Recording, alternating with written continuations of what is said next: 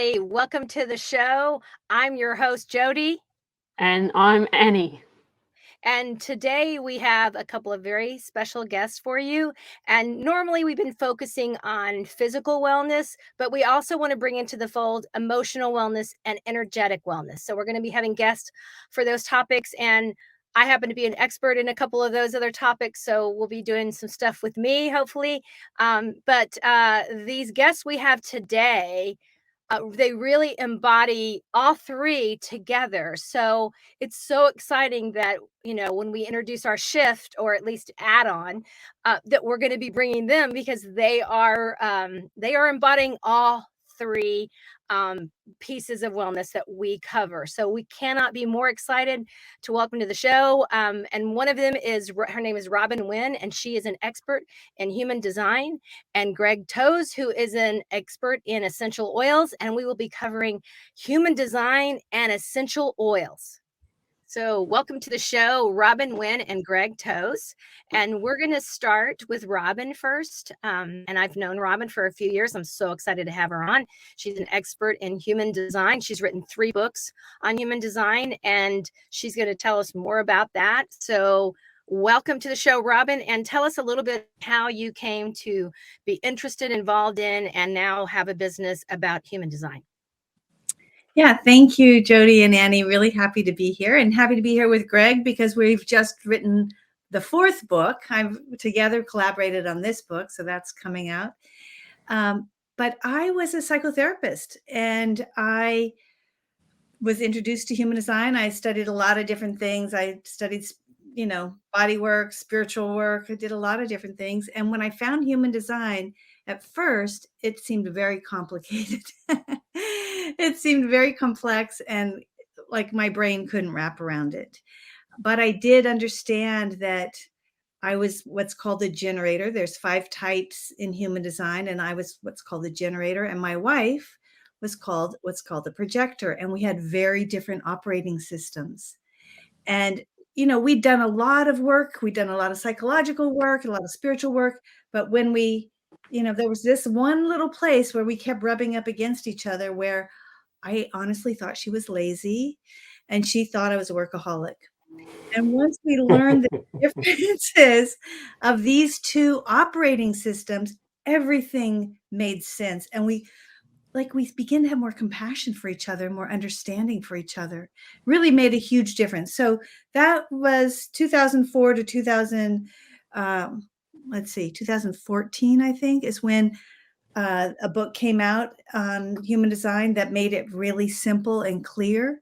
And it kind of landed in my lap, and I just downloaded the whole thing. Suddenly it all made sense. And I started using it with my clients because it was so amazing.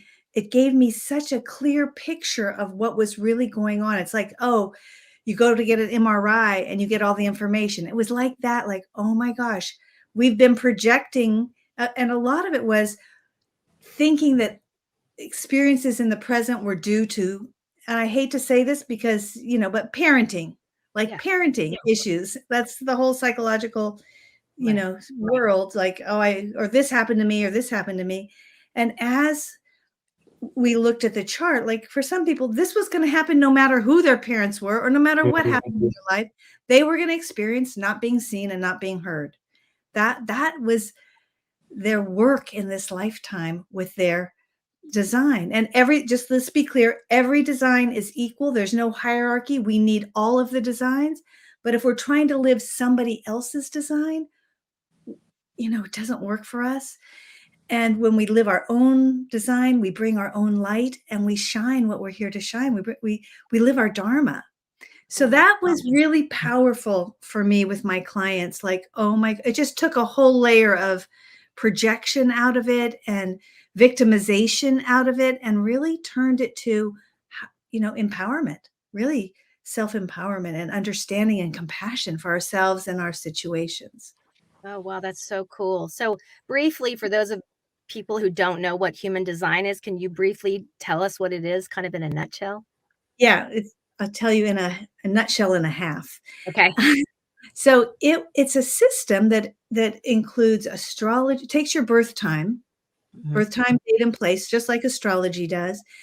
But it uses astrology, the Kabbalah, the Hindu chakra system, quantum physics, and the I Ching. For those of you who know the I Ching, it's an ancient divination system. And instead of in astrology, right, you've got the 12 houses and the 12 signs, and your planets are in those. In human design, it's the 64 hexagrams of the I Ching that are the backdrop. And the planets are in some of those, some combination of those I Ching hexagrams. So we take the time of your birth and we take 3 months prior to your birth and we bring them together, and it creates your unique body graph, your operating system. So we look at that chart and we can see from it how you best use your energy, where your vulnerabilities are, where your strengths are. It's it is like getting an MRI and getting a reflection of, oh, that's how I best operate in the world. Oh, that's who I am. So basically, there are five. I said there are five major puzzle pieces. If you think of it, humanity as an 8 billion puzzle piece. Each one of those puzzle pieces is unique, and there are five major ones. So if you were looking at a puzzle, you might see the earth, you might see the sky, you might see houses or flowers, and each one of those gets more refined. So those five major puzzle pieces are the projector, the manifester, the reflector, the manifesting generator, and the generator. So that's where we start, and we just refine from there. But once you know, you're, like I said, I'm a generator, my wife is a projector. Really different ways of operating in the world. Yeah. And I did my chart, even before I met you, I had mine done, and I'm a manifesting generator. And when I, read all that stuff about it, it was kind of like, whoa, like it was so accurate, describing me and my challenges, Yeah. Yeah. I'm Wow. sorry I don't have your chart. You'll have to send me your birth information. Yeah, I can do it. Yeah. But I think So that your intro is all about superheroes, because the manifesting generator is kind of like a superhero. They have superpowers. They really, I mean, they're all equal, and I have a little bit of manifesting generator envy. Yeah. But you said they're all important, so you need all of them, just like you need all the pieces of a puzzle. Yeah, because wouldn't a team be great if they had at least one of each, right, to work together? Yeah, it depends on what they're doing and what, That's true. Yeah. what they're trying to accomplish. Wow. Exactly. So can you briefly unpack what each type is and their main characteristics? Sure. So 75% of the population are either generators or manifesting generators. So think of it, that's a big conditioning force in the world, right? So they have what's called a defined sacral. There's 9 centers in the chart, and they have their sacral defined, and that's the center for sustainable energy. So they have this motor that's a yes-no motor that's in response to life. When you have a yes for something, you have the energy for it. When you have a no for something, you shouldn't do it. You're going to burn out if you override that no. We say the world is so messed up because so many of the generators and manifesting generators are doing things they have a no for. But with that defined sacral, it's like you've got an inner GPS, a guide to show you where to go in life. You're in a dance with the universe. You have sustainable energy. You're here to work. You're here to, it's like a working dog. You enjoy work. It's like it gives you something to work. Mm-hmm. Half of those are generators, half of those are manifesting generators. We have this big gift of sustainable energy. The other 3 types have what's called an open sacral. And they are not designed to work in the same way. But think of it, they're being told in the field by the frequency, this is how you're supposed to be. So they're trying to be someone they're not. So the manifestors are 9% of the population. They're here to impact. They're here to get things going. Let's start things. They have an aura that extends out into the world. They're powerful. And if you can imagine a kid as a manifestor, it could be hard for a parent, because the manifestors think that they're in charge. They don't want anybody telling them what to do, right? So you see, especially girl children, but even boy children can be like wild stallions that are broken, that are like told not to be who they are because they're too powerful. They're they're powerful. They're powerhouses. So part of their job is to step into their power and claim it and own it and use it wisely. 21% of the population are called projectors. Like I said, my wife is a projector. They are here to guide all the energy, all this energy in the world, all the generator energy. They're not here to do, they're more here to be. And they're here to be magnetic. They're here to attract rather than take action. It's not that they don't take action. With that open sacral, anybody with an open sacral is taking in and amplifying all the energy of the defined sacrals. But in our culture, that's not a position, that beingness, it's more like a cat than a working dog. That beingness is not necessarily valued in our culture. And yet it's a very powerful source of, it's what's missing in most of our lives, that ease, that well-being, that sitting back, right? And then taking action when you know to take action, or guiding the people around you. They need to be invited or acknowledged before they enter something, before they speak, before they take a job. So again, our culture says, go out and do it. And that's not their design. So they end up bitter, they end up frustrated, they end up feeling unseen unless they are seen. When they are seen, it's like watch out world. Very powerful, potent medicine. Less than 1% are called reflectors, and all their centers are open. Let me just say a tish about open and defined. Wherever in your chart, if you're looking at your chart, wherever it's colored in, you're defined.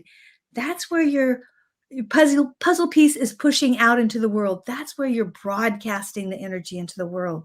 Wherever you're open, you're taking in the energy. That's the puzzle piece. That's the part of the puzzle piece where you're receiving the puzzles around you, right? You're taking in, you're receiving. That reflector has all their centers open. They are totally like the closest to oneness with the universe as you could be. They're taking in, they're very fluid. They're almost like a different creature. They're almost like not exactly human because they operate in such a different frequency, such a different way, taking in and reflecting back to humanity the environment that they're in. Wow, that's so cool. So tell us how, with your clients, how some examples of how their lives were improved by using human design or employing human Yeah, design. sure. Like I had a client who was a projector. So I'm no longer doing psychotherapy, just to be clear. Now I coach and I train therapists, coaches, facilitators to use human design in their work. That's what I do now because I couldn't help enough people on my own as one person, right? So I had a client who was a projector and she had health issues, right? A lot of projectors burn out because they're busy doing, thinking that's how they're supposed to do it. And they totally burn out. So she was burnt out. She had a big story about not being seen by her family, not being seen, not being heard, which is a projector issue. And I was in the position of like supporting the victim in that situation. Like, yeah, that her story was very powerful, viable story. You would agree with it. Like she got the short end of the stick, right? When we learned her design, she could start claiming her power back, take it off of that childhood experience, take all the energy that was going out to, I've been wronged. That's why I am the way I am. She could take that off and start to claim the rest, the well-being, the what felt good to her, so that she didn't have to go out and do something. She could allow things to come to her. It changed everything for her. And I've had coaches who, especially projectors, who are out there marketing, pushing out, and it's repelling. If you have a projector that's pushing into the field, it's actually like, stay away from me, I'm not interested. She shifted and people started coming to her. So it's great for marketing. It's totally great for marketing. I've seen that again. Yeah. But that feeling of, oh, this is who I am. I don't have to be that person. can really shift your orientation in life. Wow. Mm-hmm. That's so cool. That's so cool. And Amazing. manifesting generators, there's a lot of manifesting generators who don't know they're as powerful as they are. And they discover, oh, I'm not a chicken, I'm an eagle. You know, that story of the eagle that thought it was a chicken, you know. No, I'm actually an eagle. And they can start stepping into that and claiming that and owning that. It's a big shift. Yeah, it would be. Cool. That's so cool. It'd change how you see everything and how you operate in every capacity, I would imagine. Yeah. Exactly. How you make decisions. Yeah. How you relate with other people, different Exactly. relationships, all that sort of stuff. I'll Wow. tell you, for example of that, my wife is, well, in the chart, you can be tribal, individual, collective. You know, these are the circuitries. I have all of it, but I have a very tribal piece. She doesn't have any tribal in her chart. She doesn't want to go home to the family. She doesn't want to be around the tribe. And I'm like, we got to be with the tribe. We got to be with the tribe, right? We start to understand the differences. And it's like, oh, value each other instead of try to coerce each other to be like we are. Mm. Right. Yeah, wow. Right. So tell us how you met Greg and how you decided to collaborate with him and bring essential oils into the mix. Well, you know, I write about this in the book. I used to do something called holographic repatterning. I don't know if you've ever heard of it. Now, I've heard of it. Yeah. resonance repatterning now, and it uses all different tools. You use muscle checking.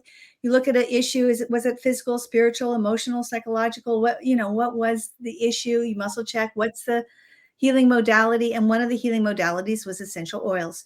So, and flower essences and tuning forks and color. I had all of it. I loved it, but I never went big into Young Living, or I had friends who did, but I just used what I had for my little healing work that I was doing.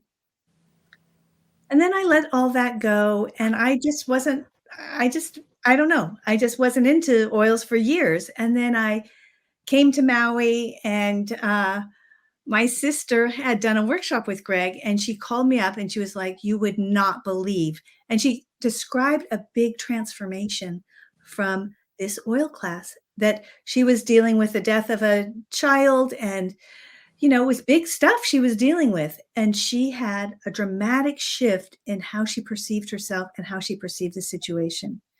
Big shift. And she said, you've got to meet this guy. And I'm like, yeah. Thank you. I've got enough things. I've got enough tools. I've been there, done that. I'm good.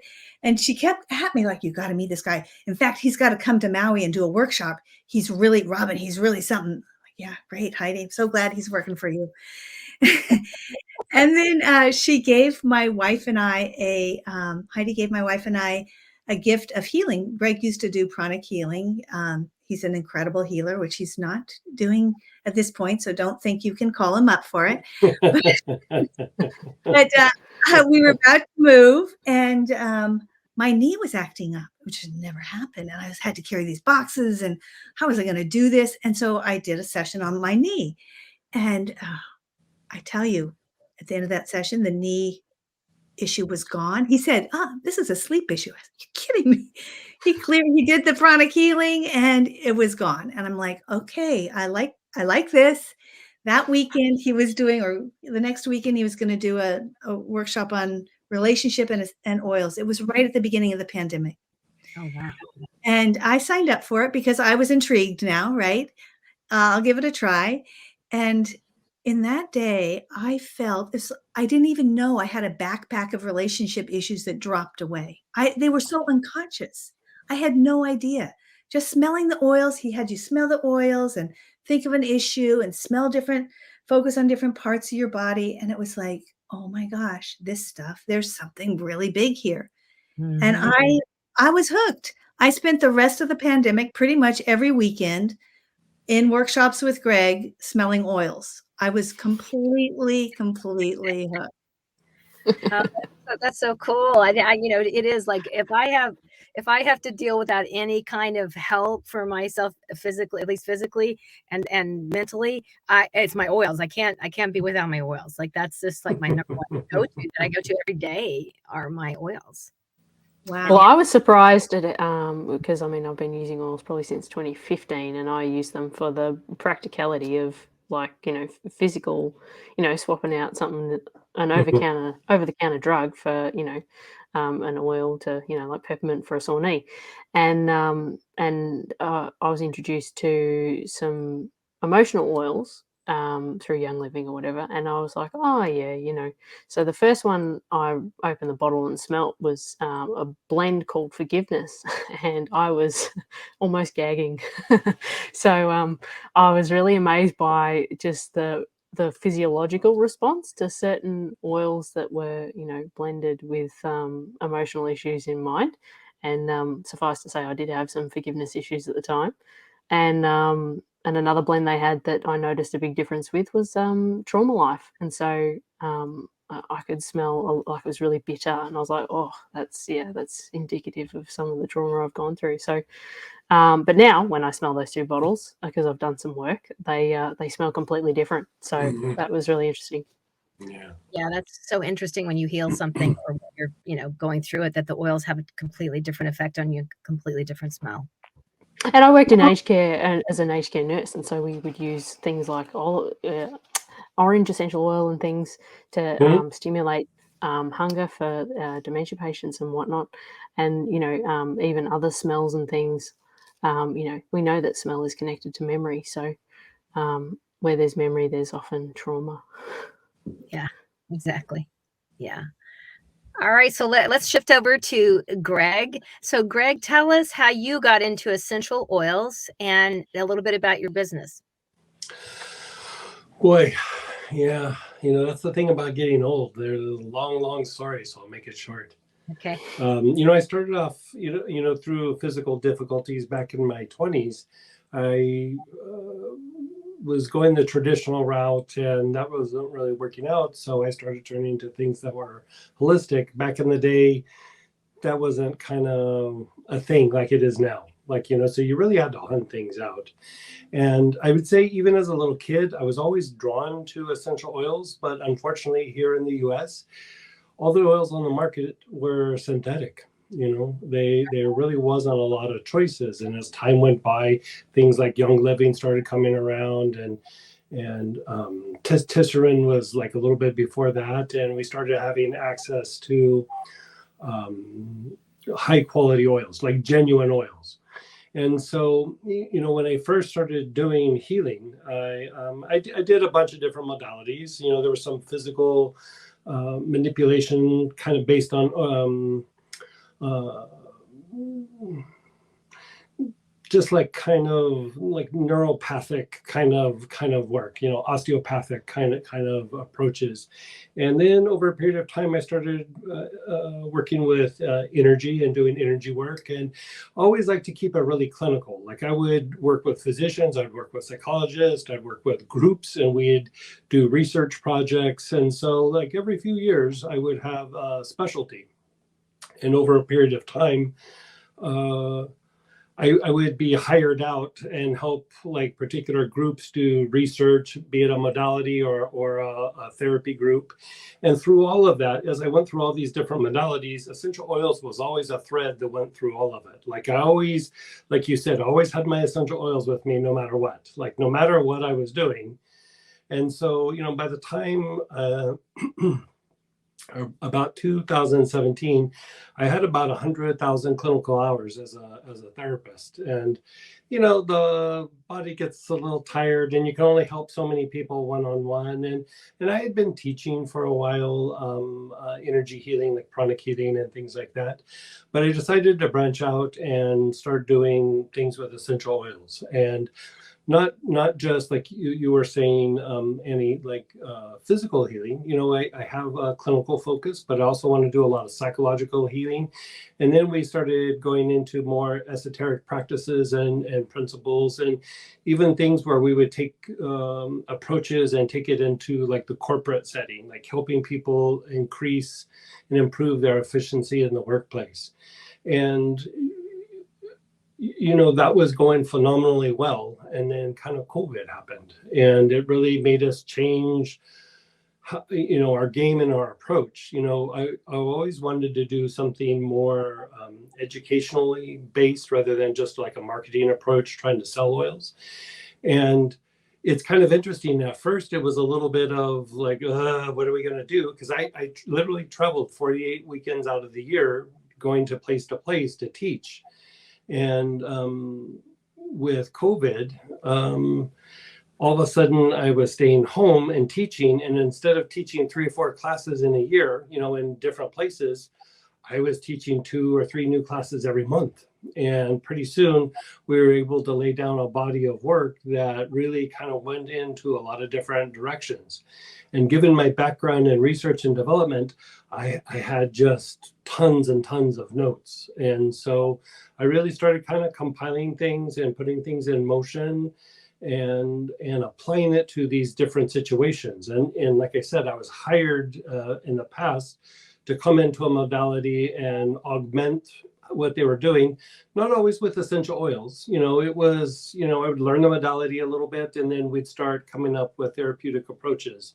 And in that time frame, I also took over a spiritual organization called Astara, which is basically a mystery school with a foundation in mysticism.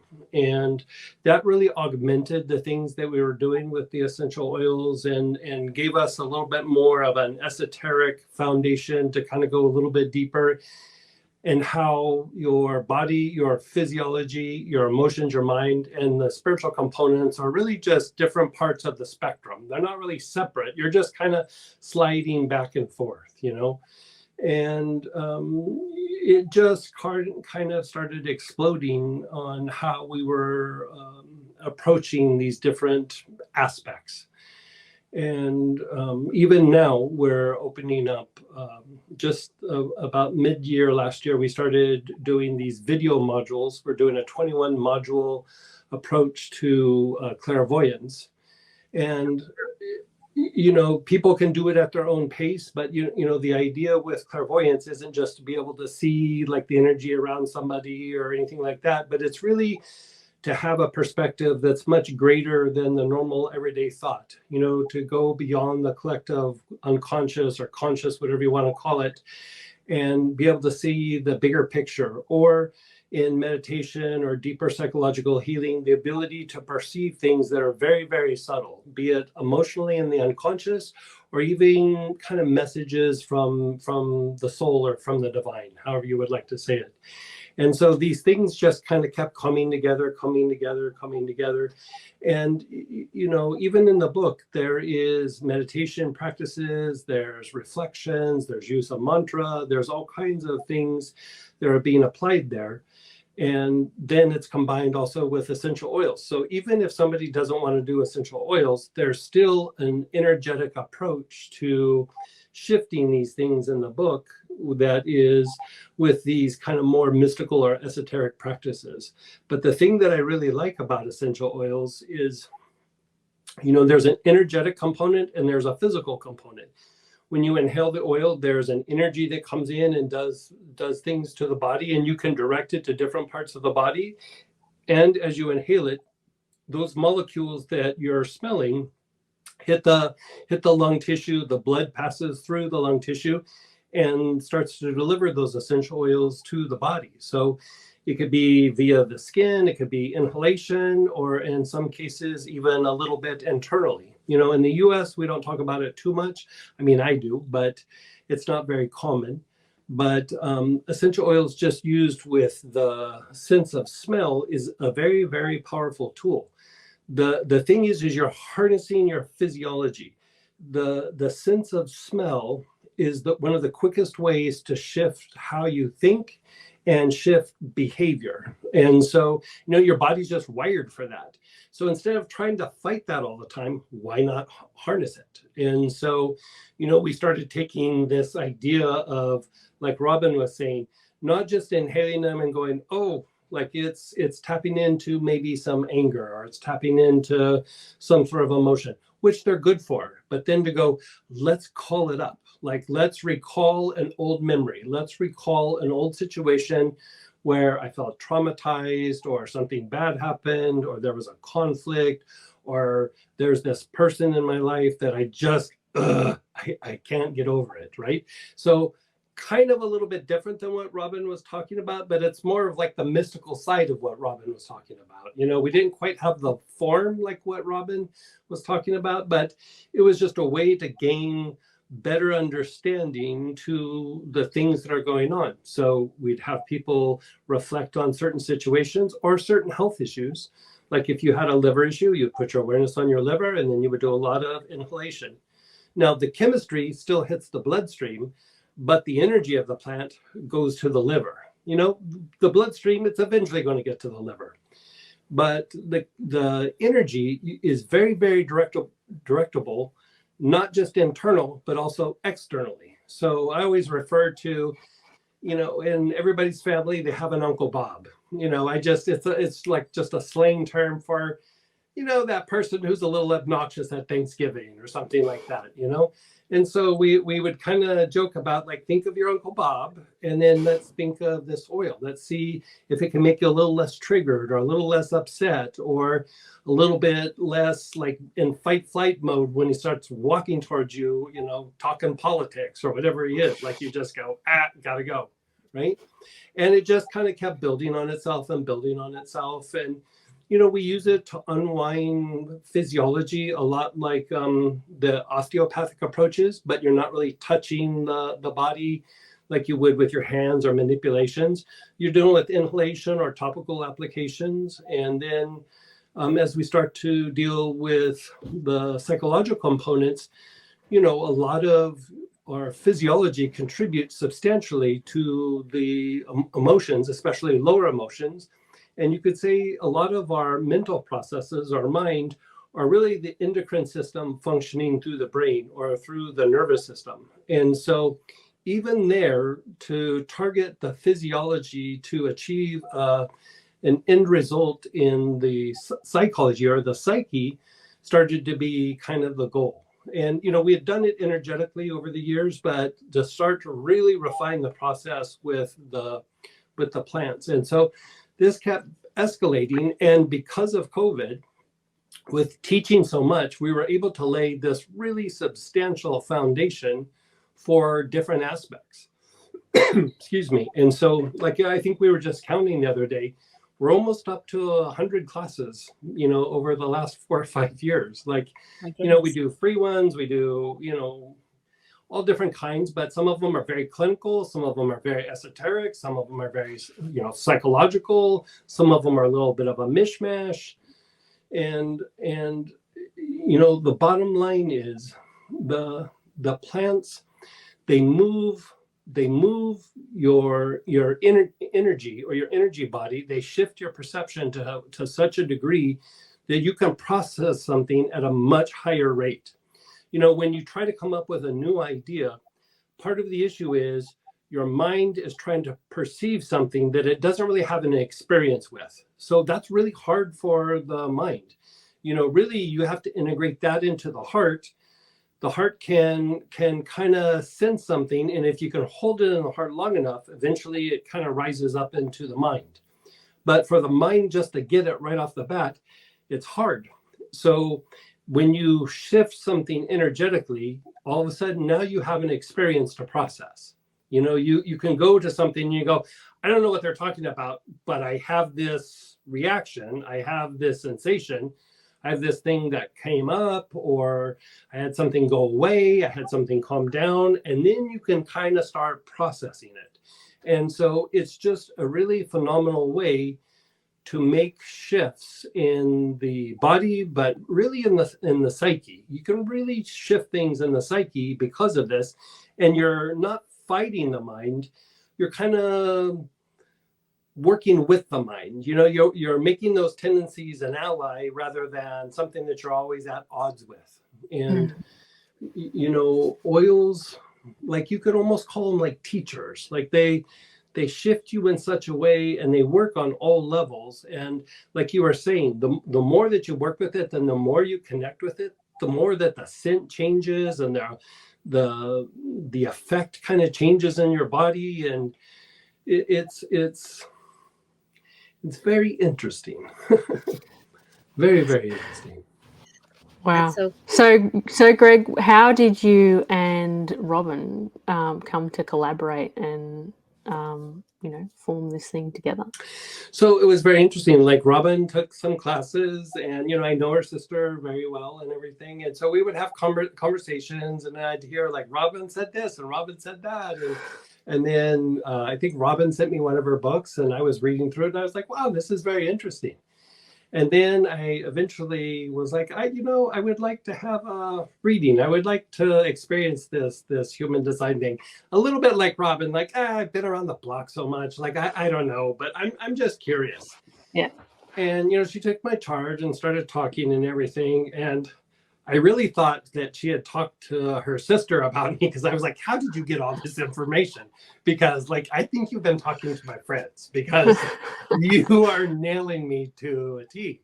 And the more she started to explain it, I was like, it's pulling together a bunch of ancient practices in a modern like template that you can just kind of go through and apply these things and produce a result over and over again by working this template. And for a person to go through and learn these different pieces and try to pull together themselves, it would be very difficult. But here it's just laid out in such a system that you're able to produce a result kind of quickly. And so just over time, like my mind doing the research and development, like when Robin told me, oh, I'm this and I'm that, and I have these things in my chart, I was like, there's got to be a way to do this with oils.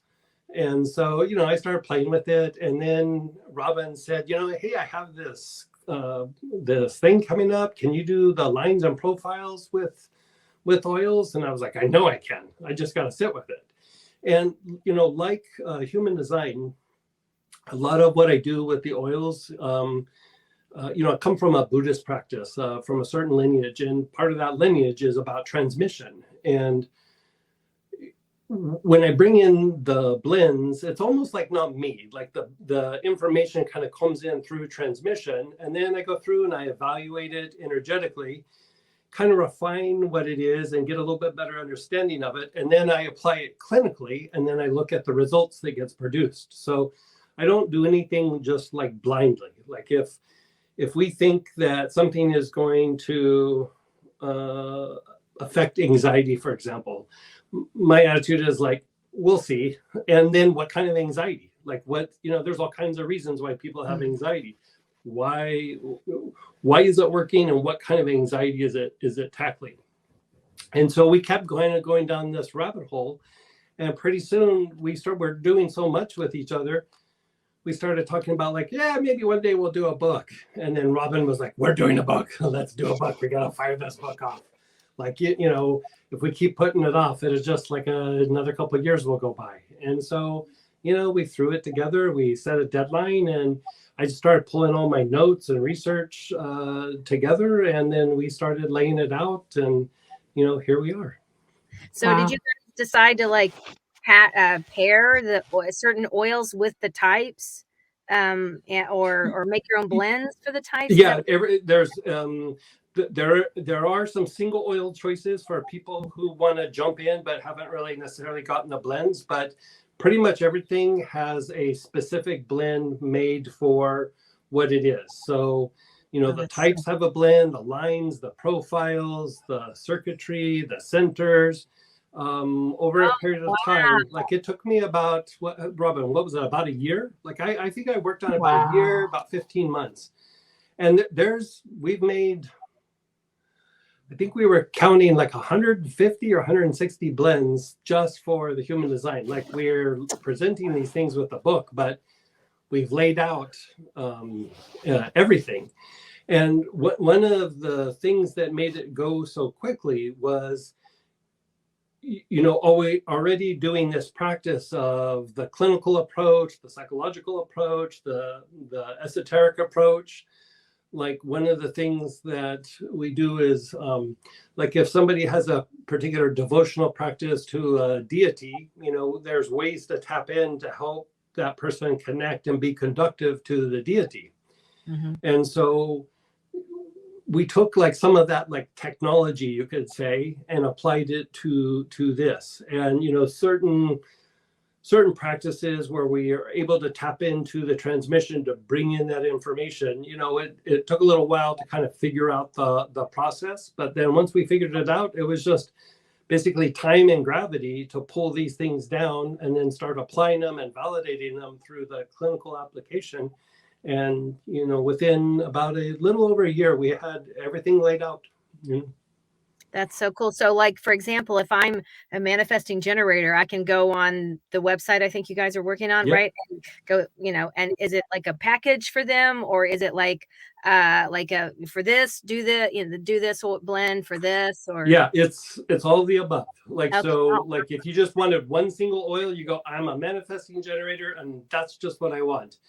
There's a manifesting generator blend and it's ready to go for you. But if you go, yeah, I have all these things in my chart, I can make my own little package and make my own little personalized package. And then if you want to take it a step further, we have kits that are like all the centers, all the circuitry, all the, especially if you're working with people or you want to go deep, because that's the thing that's very interesting with these oils is it opens up possibilities of working the aspects of human design a little bit differently than what's done before, because you're moving energy, you're shifting something, you're shifting the physiology and the psyche.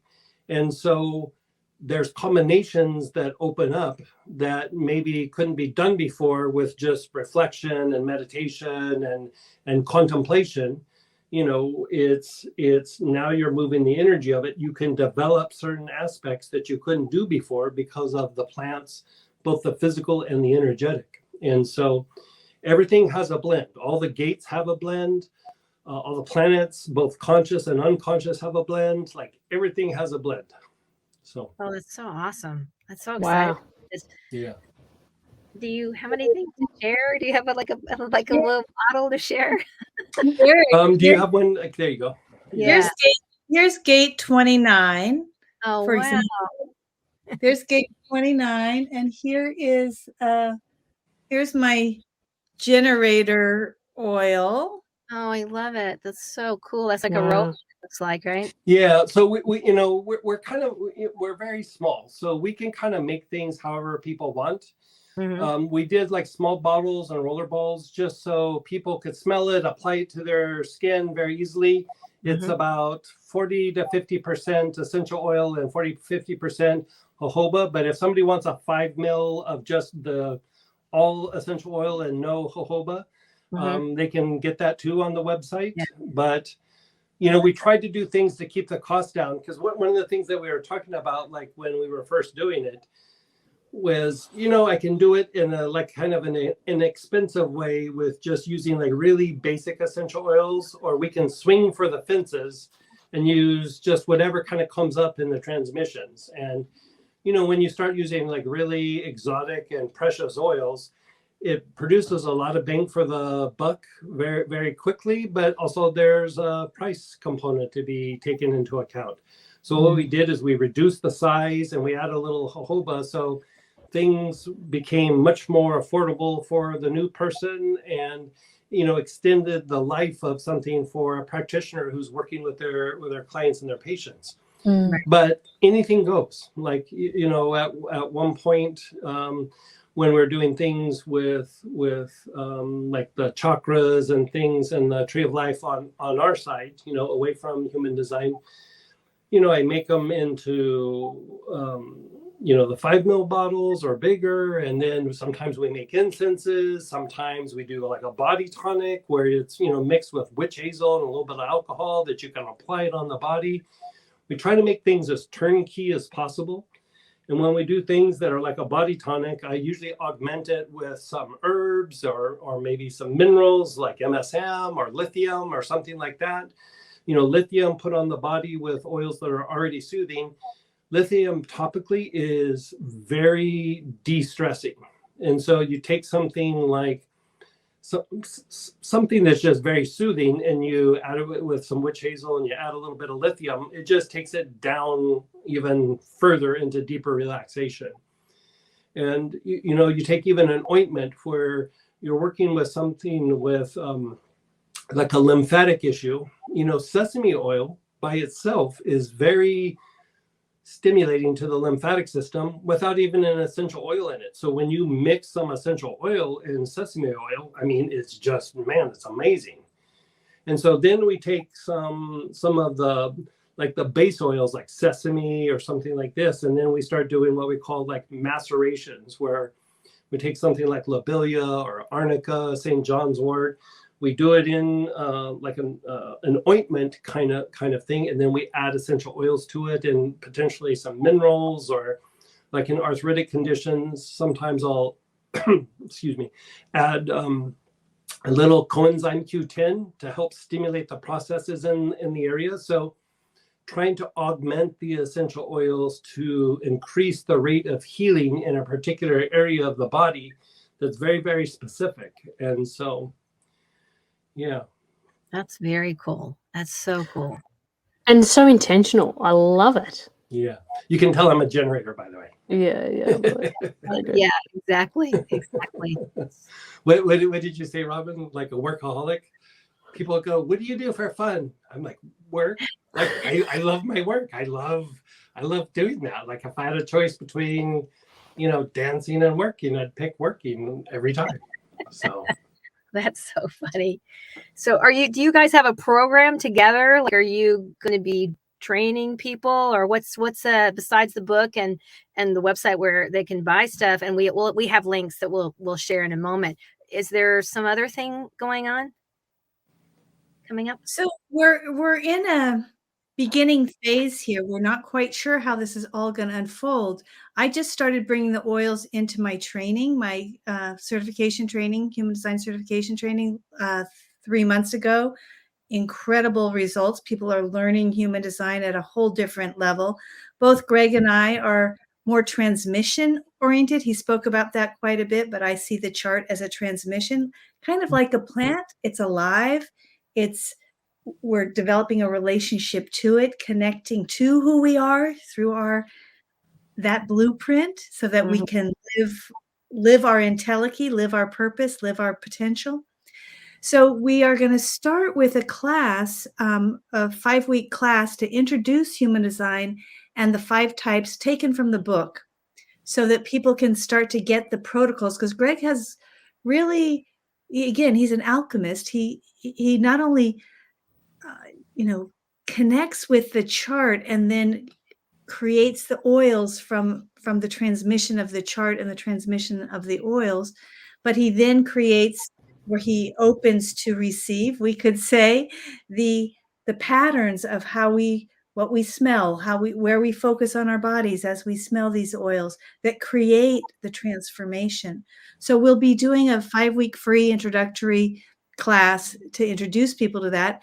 And I don't know, maybe we'll have a certification program down the road for practitioners who want to use this with clients. Anything we're kind of in response, in that generator place of in response to what's called and what's needed and what's wanted, and we'll see how it unfolds. It feels really big.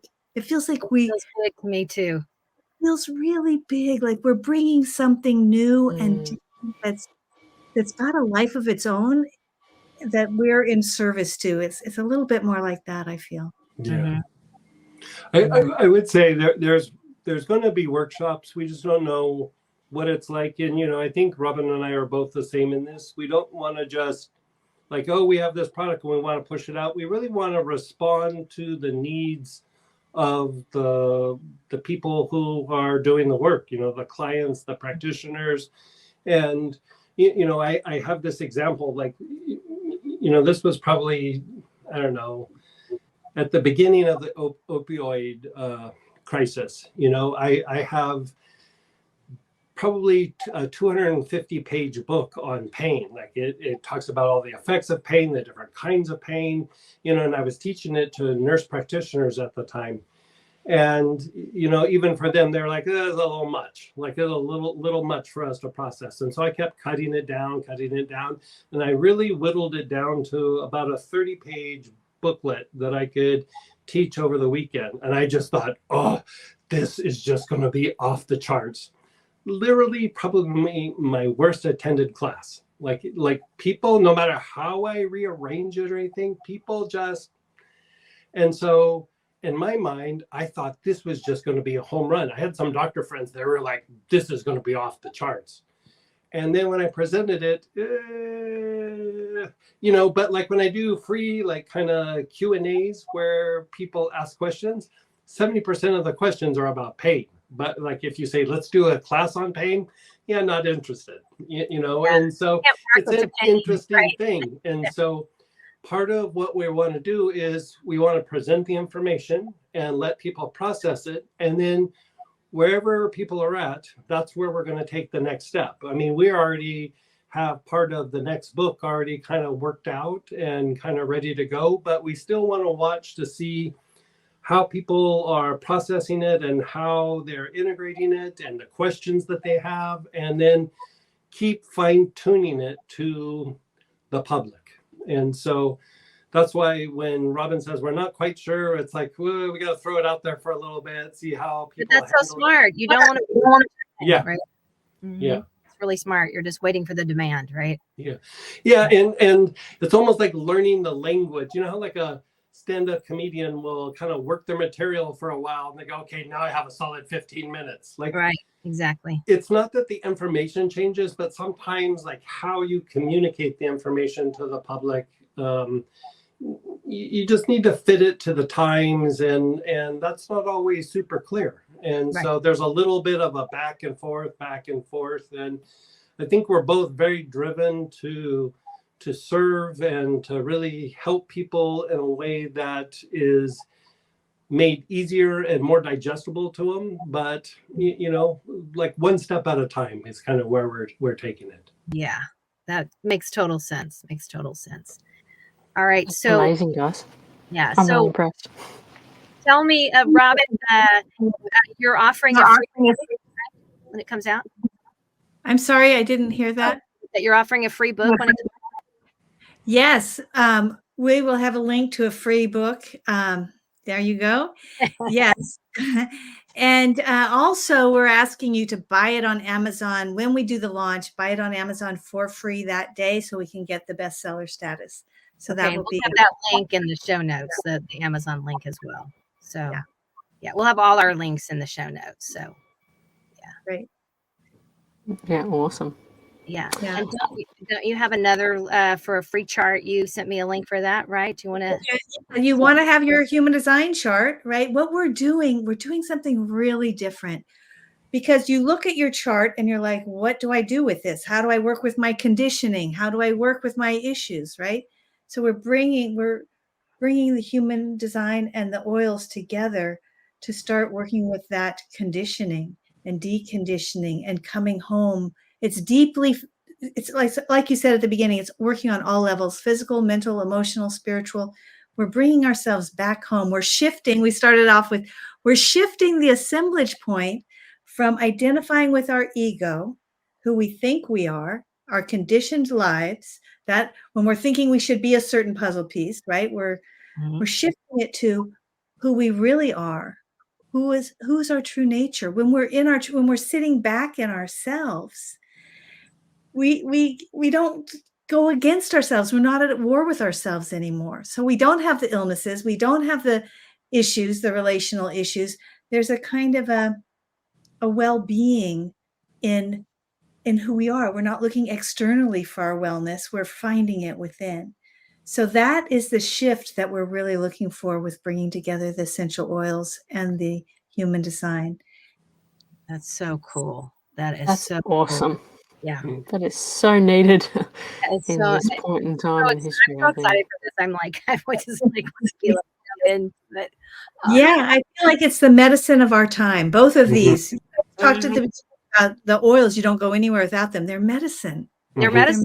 They are medicine, and they work so much. When I got really sick during the pandemic, the essential oils literally helped, because I was taking all this other crap and I wasn't getting any better. And when I started the essential oils, that was like, it turned me around. And I was ingesting them in capsules, and I was doing diffusing, I was steaming, I was doing all that stuff. And that was the thing that made the biggest difference for me, were the oils. Yeah, Well, they're truly amazing. Yeah, but human design is also a medicine. it Mm. is. It's a medicine. And once you see yourself and understand yourself, the compassion and the understanding, like a lot can drop away quite quickly. Just like with the oils, you smell an oil and something can fall away, right? Something can Yeah, shift. exactly. It totally Same thing shifts when your you see yourself anew through the chart. It's like, oh, I'm okay. I don't. It's a war again. We're stopping the war against ourselves. I love that. We're stopping the war against ourselves. And that's very powerful, very powerful. Okay, we have another link here for the oils, right? Yes. Yes. So you can go there to check out the oils and Yeah, we kind of put the human design in there because I think we have about 12 or 1300 different oils and blends and things like that. So it just kind of narrows it down so people don't have to go hunting through the whole website. So. right. Yeah, that's fair enough. That's a good Greg, idea. can you say just a bit about why your oils are so special? Oh yes. I forgot Well, that. you know, we always source like genuine oils. We try to get organic and biodynamic. The blending, I would say, is kind of next level because of the transmission. And, you know, there's a little bit of a ceremonial part where we go through and work with the plants and bless the plants and do those aspects. But I would say like how the blends come about. You know, we're looking at parts of the energy anatomy and we're kind of blending to produce a result in the energy body that eventually physicalizes.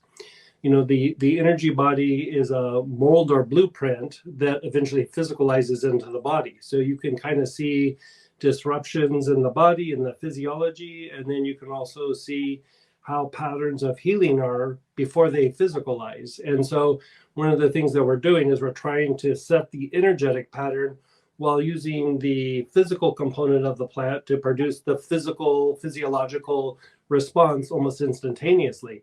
And when you combine the two, it's very, very rapid. Like a very good example of this would be acupuncture. You know, they put the needles in the body, they shift the energy around, and then the acupuncturist goes, go home, make this tea, drink these herbs, and this will continue the healing afterwards. And so, you know, as I was telling Robin, there are certain parts of the energy anatomy also that help bring, you could say, light into the body, but I want to kind of clarify that. Like, light is like your essence, your divine essence, your soul energy. And you could also say there's a component of it that is the divine intelligence from nature, from earth.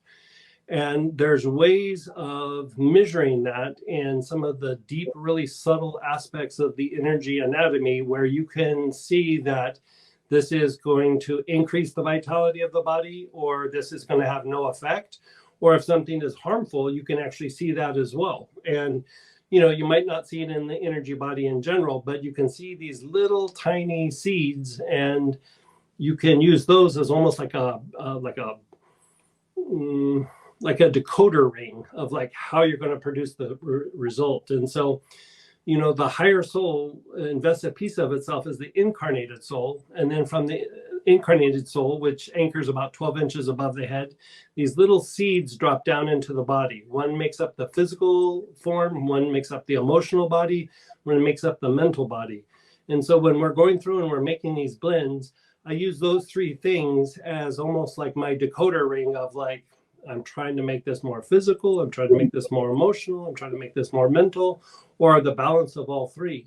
And so I utilize that when I'm doing the blends and even how we're establishing the patterns to treat. You know, just inhaling is good, but if you inhale it with your awareness on a certain part of your spine or you know, maybe on your arms and legs or something of that nature, it will produce a very different result than if you had your awareness on the liver. And so what this does is this opens up a whole nother level of what a plant can do, you know, because in a way we kind of pigeonhole like plants to a certain extent. Like my favorite example is echinacea. You know, echinacea came around, everybody loved echinacea. It's like if you get a cold or a flu, Echinacea is really good. Echinacea is also a very good blood purifier. You know, when I traveled with a medicine man from South Dakota for quite a while, and there on the reservation up in South Dakota, they referred to echinacea as toothache medicine. And like they would take it and they take a piece of it and they would chew on it and it would cure the toothache or the abscess. And so I was like, never thought about it like that. And even in a way, the echinacea, you know, the blood purification, you know, opens up the spine, where I've actually even have been able to put people's herniated disc back in place by using a combination of echinacea with a couple other herbs, not even doing manipulation. I just have them take the herbs for a little while, and you know, within a few weeks, the MRI showed that the disc went back into place. And so there is a component to echinacea that also has to do with like strengthening the self, but like the higher self, like not the lower, like kind of lower nature, lower drives or anything like this, but it really helps establish like a greater level of awareness of the self if used in a very particular way. If you're just popping it in your mouth, not so much. But if you start utilizing it in these particular patterns, it kind of breathes this whole other dynamic to the plant. And so a lot of times, you know, this is what I'm always telling myself. The limiting factor to these plants is usually my mind. Like, you know, I think, oh, it does this, it does that. And so there's nothing wrong with symptom-oriented approaches or system-oriented approaches.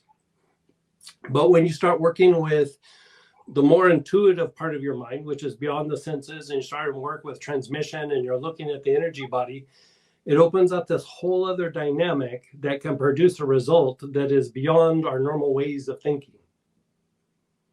Thank you, Greg. That's awesome, Greg. That's amazing. Sounds amazing. So, do you have any suggestions for people who want to learn more about, you know, human design? And do you have any more suggestions? Any suggestions about how people can learn more about human design? Are there packages or something that people can? I would say go to Robin's website. Like, you know, my website's just about the oils, but like really learning about human design. Like every time I hear Robin talk about human design, I was like, that sounds amazing. I really want to do that. Oh yeah, we co-authored a book. Yeah, I forgot.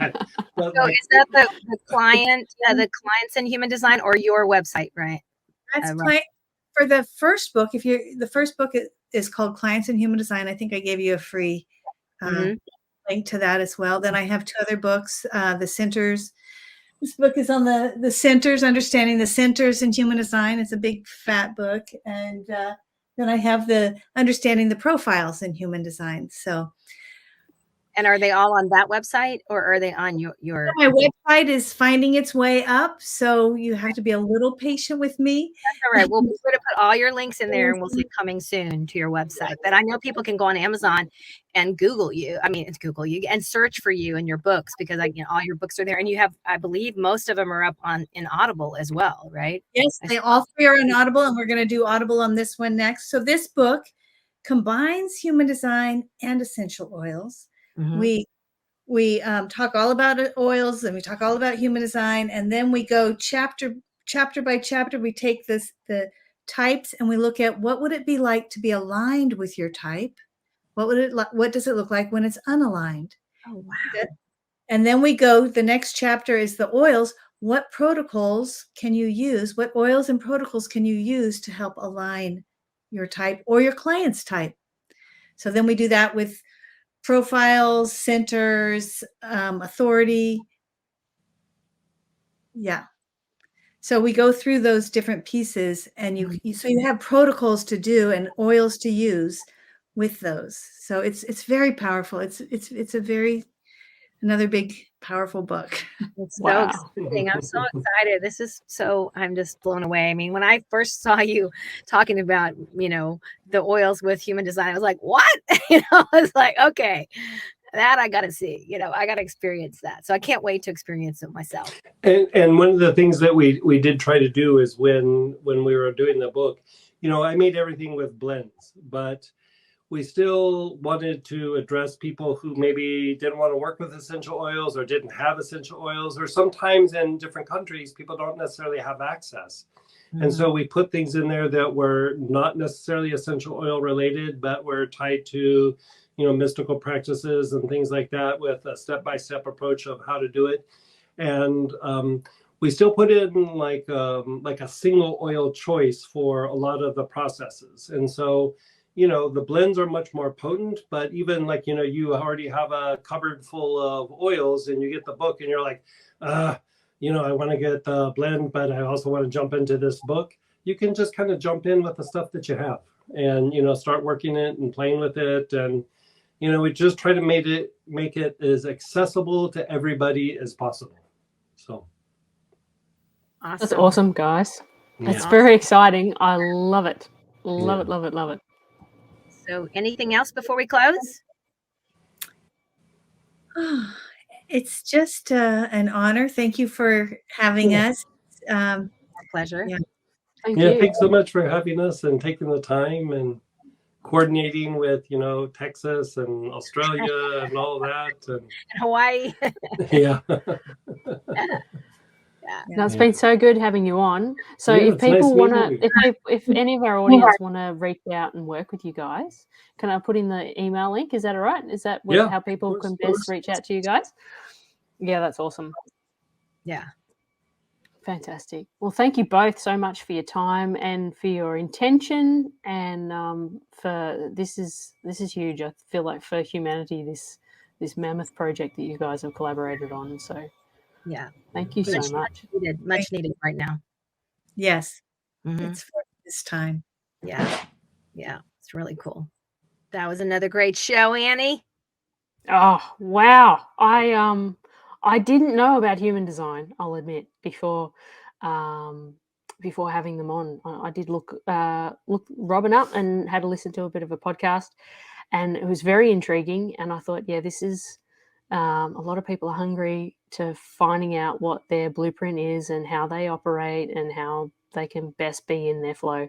Mhm. And far out with essential oils too. It's like rocket fuel with that Totally. dovetailed in, like, Yeah. next level. I can't wait to get mine and find out, and get some oils. I just think that's, I'm just excited, especially because I think it's going to be a missing link for me. So. Yeah. And I just love how intentional they both are. They've both been about, I mean, Greg and Robin, in a way, it fell kind of, it didn't really land in their lap, but, it was, it kind of did. It did, but it didn't. Because when you say something lands in your lap, it sounds so easy and effortless, but they actually had to do something with it. And so since that first cataclysmic, understanding or whatever of what they've both been working on, individually and collectively, it's taken a lot of intention and diligence, and so I greatly admire them for that. Yeah, it's so cool, and I just feel like it's like reaching another level of like consciousness and healing together.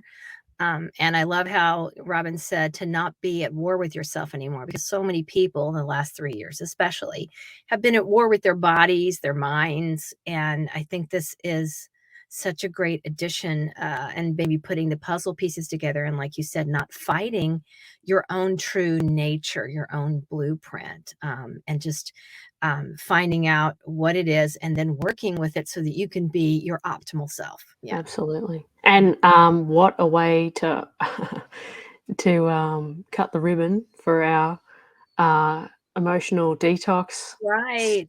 And slant of our podcast. yeah, right. Energy work. And to me, it's like you kind of do all three together, right? Physical healing, emotional healing, and energetic healing, right? They're doing all three.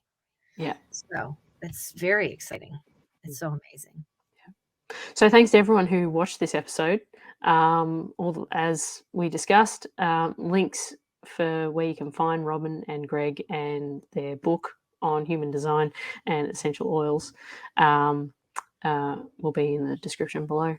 And any questions, feel free to put them in the comments, or you can get in touch with us through our link tree, or you can email us directly at wellnesssuperheroes@gmail.com.